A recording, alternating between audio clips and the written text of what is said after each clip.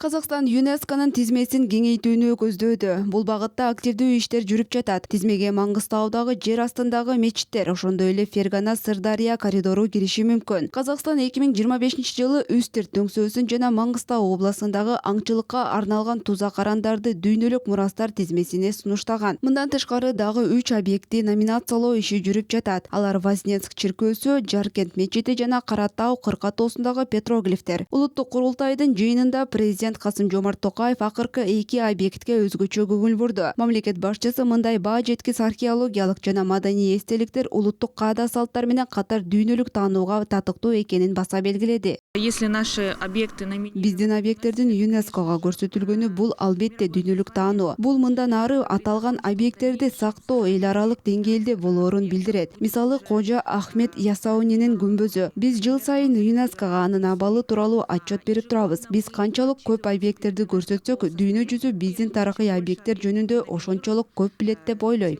больше о наших исторических объектах весь мир узнает.